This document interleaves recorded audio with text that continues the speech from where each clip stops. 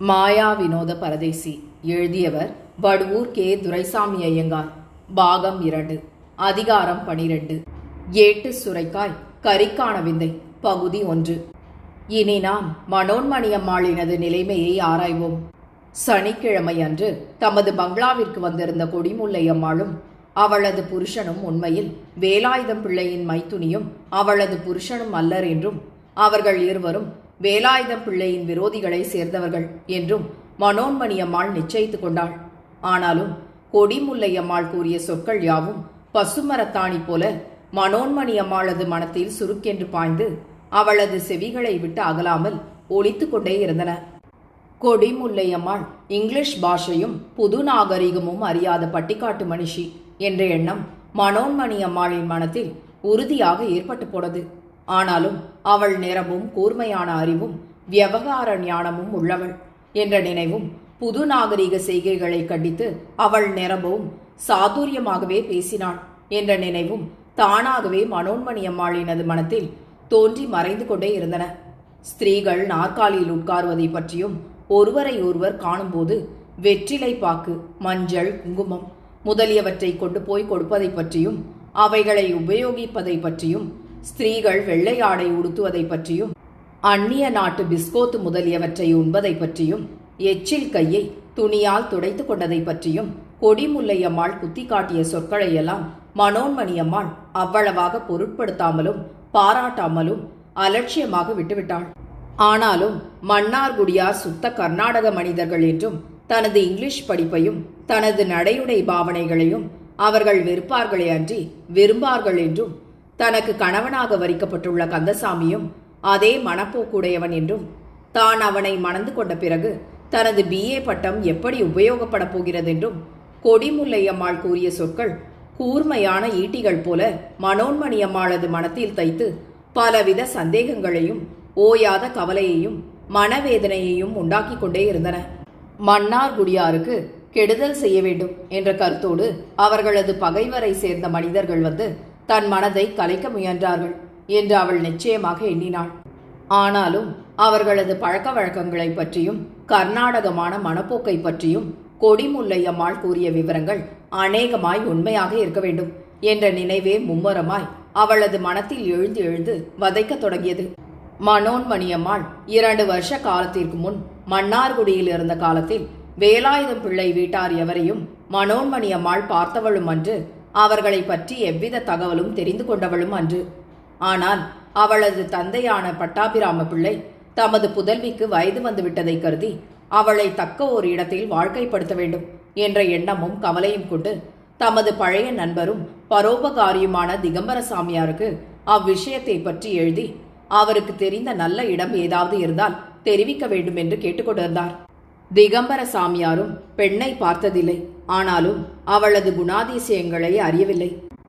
ஆனாலும் பட்டாபிராம பிள்ளையின் குலத்தின் உயர்வையும் குணத்தின் மேம்பாட்டையும் மேலான அந்தஸ்தையும் ஆழவற்ற ஐஸ்வர்யத்தையும் கருதியதன்றி அவரது புதல்வியான மனோன்மணியம்மாள் நற்குண நல்லொழுக்கம் உடையவளாக இருப்பாள் என்று எண்ணி அந்த விஷயத்தை வேலாயுதம் பிள்ளையிடம் பிரஸ்தாபித்து அந்த பெண்ணை கந்தசாமிக்கு மனம் புரிவிக்கலாம் என்று கூற, திகம்பர சாமியாரது சொல்லை வேத வாக்கியமாக மதித்து வந்த வேலாயுதம் பிள்ளை அவரது விருப்பத்திற்கு உடனே இணங்கிவிட்டார். வதூவரர்களின் ஜாதகங்களும் நன்றாக பொருந்தின. ஆகவே திகம்பர சாமியார் பட்டாபிராம பிள்ளைக்கு எழுதி மனோன்மணியம்மாளை கந்தசாமிக்கு கொடுத்து விடும்படி முடிவாக கூறிவிட்டார். பட்டாபிராம பிள்ளை மன்னார்குடியில் இருந்த காலத்தில் அவர் வேலாயுதம் பிள்ளையை பற்றியும் அவரது சம்பந்தியான சுந்தர பிள்ளையை பற்றியும் அவர்களது குடும்பங்களை பற்றியும் நன்றாக அறிந்திருந்தார்.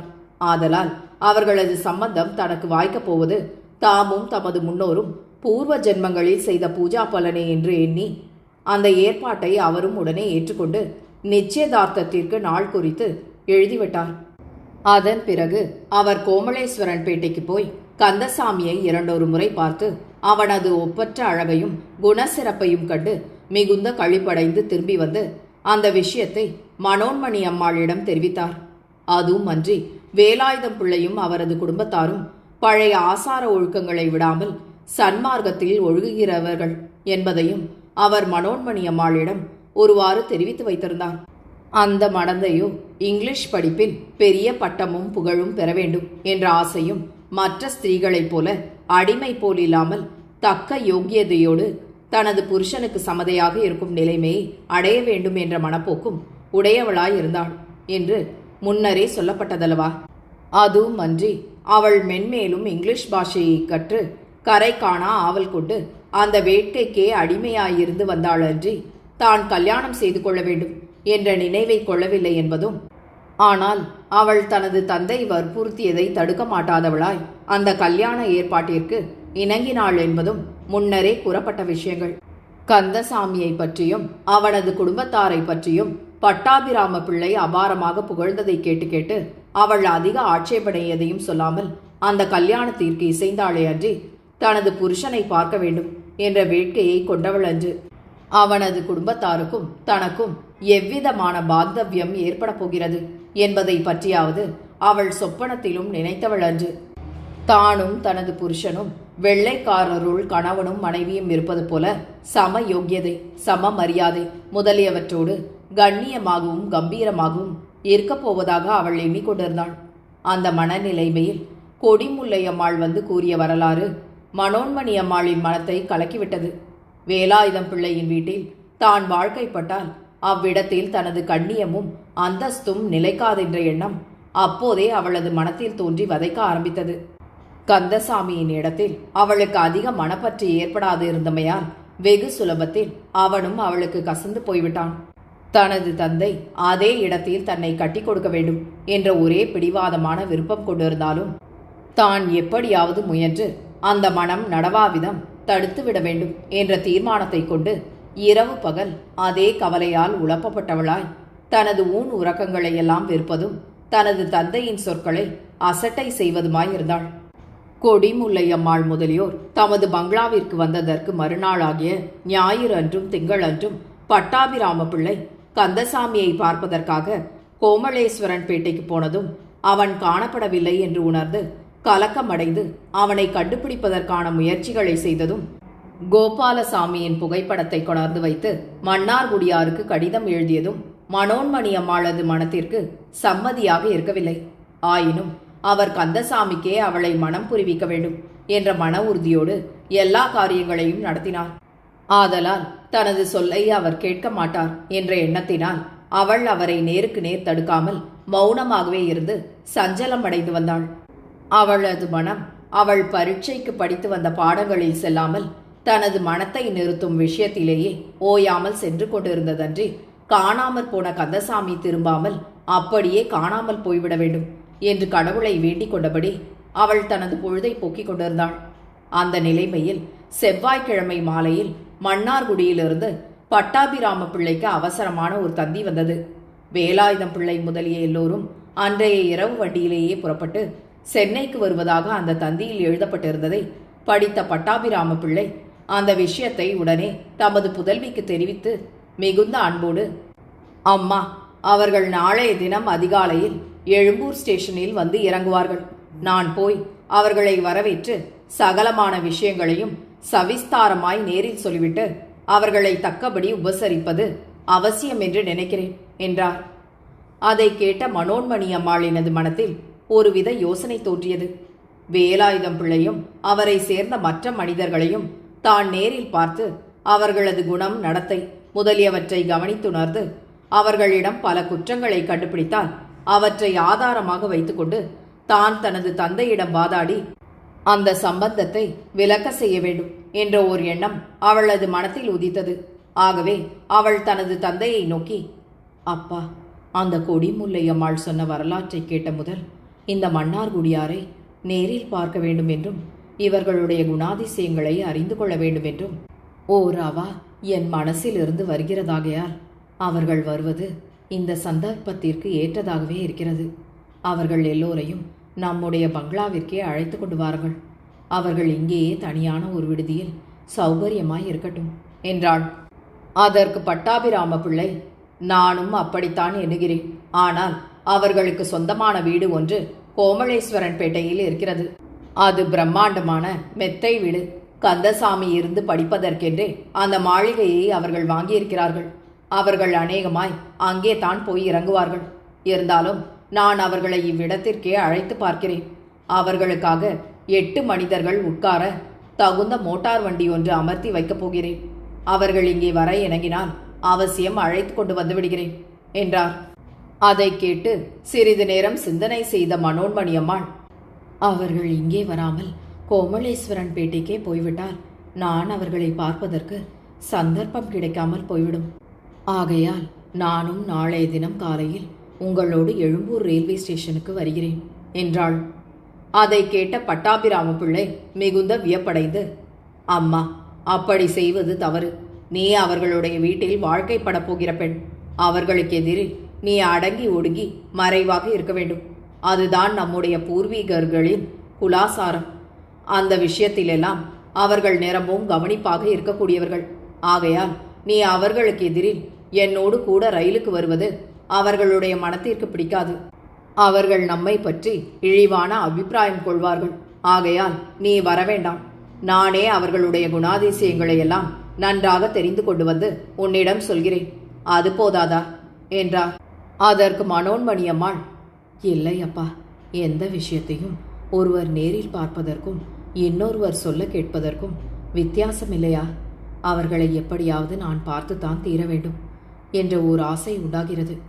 ஆகையால் நானும் வருகிறேன். வந்து அவர்கள் என்னை பார்க்காதபடி தூரத்தில் மறைவாக நிற்கிறேன். நீங்கள் அவர்களுக்காக ஒரு பெரிய மோட்டார் வண்டி பேசி வையுங்கள். தூரத்தில் இருந்தபடியே அவர்களை பார்த்துவிட்டு நான் நம்முடைய வண்டியில் ஏறிக்கொண்டு நம்முடைய பங்களாவிற்கு வந்துவிடுகிறேன்.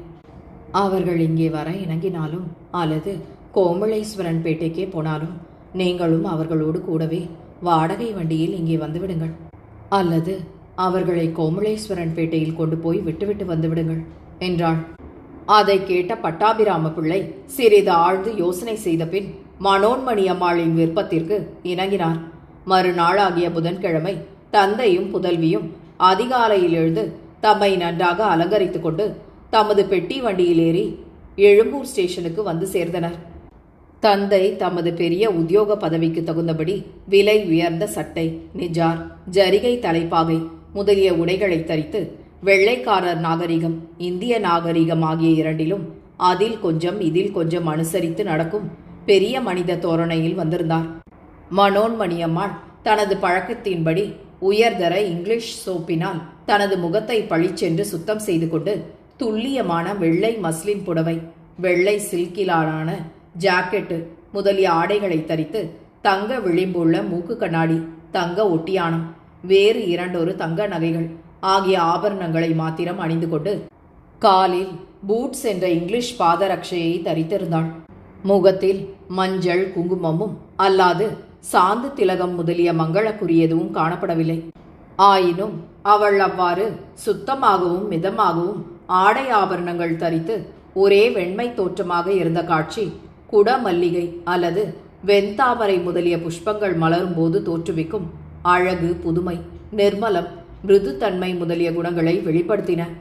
அவ்வாறு ரயில்வே ஸ்டேஷனை அடைந்த தந்தையும் மகளும் உள்ளே போவதற்கு 2 பிளாட்பாரம் டிக்கெட்டுகள் வாங்கி கொண்டு உட்புறம் சென்றனர். எழும்பூர் ரயில்வே ஸ்டேஷன் பிரம்மாண்டமான கட்டிடம் என்பதை நாம் கூறுவது மிகையாகாது. அது முக்கியமாக 2 பெரிய பாகங்களாய் பிரிக்கப்பட்டிருக்கிறது. முதலாவது 2வது வகுப்பு பிரயாணிகள் பிரத்யேகமாக டிக்கெட்டுகள் வாங்கவும் உள்ளே போகவும் வெளியில் வரவும் ஒரு பாகம் உபயோகப்படுகிறது. 3வது வகுப்பு பிரயாணிகள் தங்கவும் டிக்கெட்டுகள் வாங்கவும் உள்ளே போகவும் வெளியில் வரவும் இன்னொரு பாகம் உபயோகப்படுகிறது. அவை வெளிப்பக்கத்தில் ஒன்றிற்கொன்று சம்பந்தமில்லாமல் தூரமாக அமைந்திருக்கின்றன. உள்பக்கத்தில் 1/2 ஃபர்லாங் நீளம் கருங்கல் பதிக்க பெற்ற பிளாட்பாரமும் கம்புகள் நிறைந்த தாழ்வாரமும் ஆங்காங்கு ஜனங்கள் உட்காருவதற்கு இரும்பு விசிப்பலகைகளும் இருந்தன. நமது பட்டாபிராம பிள்ளையும் மனோன்மணியம்மாளும் முதல் 2 வகுப்பு பிரயாணிகள் உபயோகிக்கும் கட்டிடத்தின் வழியாக உள்ளே சென்றனர். தெற்கே இருந்து வண்டிகள் வந்து பிளாட்பாரத்தின் ஓரமாய் நிற்கும் காலத்தில் 3வது வகுப்பு பிரயாணிகள் உட்காரும் வண்டிகள் அந்த வகுப்பு பிரயாணிகளுக்கு டிக்கெட் கொடுக்கப்படும் கட்டிடத்தண்டையிலும் முதல் 2 வகுப்பு வண்டிகள் அந்த வகுப்பு பிரயாணிகளுக்கு டிக்கெட் கொடுக்கப்படும் கட்டிடத்தண்டையிலும் நிற்பதற்கு தோதாக அந்த 2 கட்டிடங்களும் அமைந்திருக்கின்றன. நமது வேலாயுதம் பிள்ளை பெருத்த தணிகராதலால் அவரும் அவரை சேர்ந்தவர்களும் முதல் வகுப்பு வண்டியிலாவது இரண்டாவது வகுப்பு வண்டியிலாவது தான் உட்கார்ந்து வருவார்கள் என்று பட்டாபிராம பிள்ளை எண்ணினார். ஆதலாலும் உள்ளே நுழைந்த வழிக்கு எதிரிலேயே மேற்படி வகுப்பு வண்டிகள் நிற்கும். ஆதலாலும் அவரும் மனோன்மணி அம்மாளும் அதற்கு பக்கத்தில் போடப்பட்டிருந்த 2 நாற்காலிகளின் மேல் உட்கார்ந்து வண்டியின் வருகையை ஆவலோடு எதிர்பார்த்திருந்தனர். அவர்கள் உட்கார்ந்திருந்த இடத்தில் பெருத்த பெருத்த கம்பங்கள் இருந்தமையால் வண்டி வரும்போது மனோன்மணி அம்மாள் எழுந்து ஒரு கம்பத்திற்கு அப்பால் மறைந்து நின்று பார்ப்பதென்றும், வண்டியிலிருந்து 100 கணக்கில் ஜனங்கள் இறங்கி தாறுமாறாக அங்கும் இங்கும் நிறைந்து போவார்கள். ஆதலால் மனோன்மணி அம்மாளை வேலாயுதம் பிள்ளை வீட்டார் கவனிக்க ஏதுவிராதென்றும் அவர்கள் இருவரும் தமக்குள் பேசி முடிவு கட்டிக்கொண்டனர். அதன் பிறகு 1/4 நாழிகை காலத்தில் தெற்கு திக்கிலிருந்து வண்டி வந்து சேர்ந்தது. தங்களுடைய ஏற்பாட்டின்படி மனோன்மணி அம்மாள் எழுந்து தூர விலகி நின்றாள். பட்டாபிராம பிள்ளை நாற்காலியை விட்டு எழுந்து தமக்கு எதிரில் வந்து நின்ற முதல் 2வது வகுப்பு வண்டிகளை ஆராய்ச்சி செய்து கொண்டே பின்பக்கத்திலிருந்து முன்பக்கமாக போனார். அந்த ஸ்டேஷனே அந்த வண்டி முடிவாய் போய் நிற்கும் இடம். ஆதலால் வண்டியில் வந்த எல்லா ஜனங்களும் ஒருவர் பாக்கி இல்லாமல் மூட்டை முடிச்சுகளோடு அவ்விடத்தில் இறங்கிவிட்டார்கள். அந்த ரயிலில் கோர்க்கப்பட்டிருந்த முதல் 2வது வகுப்பு வண்டிகள் அனைத்திலும் அவரது மனிதர்களும் மேற்படி வண்டிகளிலிருந்து இறங்கின மனிதருள் காணப்படவில்லை.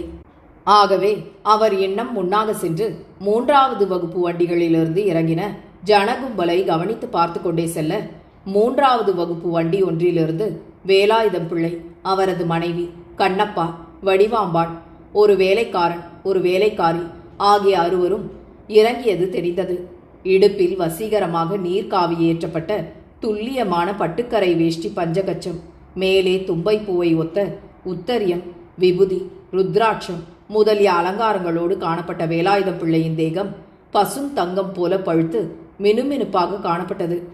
அந்த உத்தம புருஷர் முதலில் வண்டியை விட்டு கீழே இறங்கினார். பரமசிவனுக்கு உகந்த பார்வதி தேவி போல காணப்பட்ட அவரது மனைவி அவருக்கு பின்னால் இறங்கினாள். அந்த அம்மாளுக்கு பிறகு தத்ரூபம் மன்மதனும் ரதி தேவியும் போல தோன்றிய கண்ணப்பாவும் வடிவாம்பாளும் இறங்கினார்கள். அவர்களுக்கு பின்னால் வேலைக்காரனும் வேலைக்காரியும் அவர்களது பெட்டி முதலிய சாமான்களையும் 2 வெள்ளி கூஜாக்களையும் எடுத்துக்கொண்டு இறங்கினார்கள். பெரியவர்கள் தம்மினும் சிறியோரிடம் மட்டற்ற வாஞ்சையும் மதிப்பும் காட்டியதற்கிணங்க சிறியோர் மூத்தோரை தெய்வம் எனவே மதித்து மிகுந்த பணிவோடு நடந்து வந்தனர். ஆயினும் அந்த குடும்பத்தினர் எல்லோரும் பரஸ்பரம் கரை புரண்டு வழிந்த வாஞ்சையாகிய அற்புத சக்தியால் ஒன்றாக சேர்ந்து ஒருவரோடு ஒருவர் பிணைக்கப்பட்டிருந்தனர் என்பது எவருக்கும் பழிச்சென்று தெரிவதாயிருந்தது. எல்லோரும் கீழே இறங்க பெண் பாளார் இருவரும் ஆண் பாளார் இருப்பதை கருதி சிறிது தூரம் விலகி தலை குனிந்து தனியாக நின்றனர். அவர்களிடத்தில் இயற்கை அழகு சம்பூர்ணமாக அமைந்திருந்ததன்றி உயர்ந்த பட்டாடைகள், ஆபரணங்கள் முதலியவற்றாலான செயற்கை வசீகரமும் நிறைந்திருந்தது. அவ்வாறு செல்வம், செழுமை, உத்தம லட்சணங்கள், குடும்பத்தில் ஒருவரிடத்து ஒருவர் எப்படி ஒழுக வேண்டும் என்ற தர்மம் முதலியவைகளுக்கு ஓர் உதாரணம் போல இருந்த அவர்களை அந்த வண்டியிலிருந்து இறங்கி சென்ற மற்ற பிரயாணிகள் எல்லோரும் தம்மை மீறி உற்று நோக்கி மிகுந்த வியப்பும் மன மகிழ்ச்சியும் அடைந்தவராய் சென்று கொண்டிருந்தனர். அப்போது அவர்களிடம் வந்து சேர்ந்த பட்டாபிராம பிள்ளை, "வாருங்கள் அண்ணா, வாருங்கள், நமஸ்காரம்" என்று மிகுந்த பயபக்தி வினயத்தோடு கூறி தனது 2 கைகளையும் குவித்து வணங்கினார். வடுவூர் கே. துரைசாமி ஐயங்காரின் இந்த நாவலை உங்களுக்காக வாசித்தது நிமா மனோ. கேட்டு மகிழ்ந்து விரும்பி பகிர்ந்து பதிவு செய்யவும். நன்றி.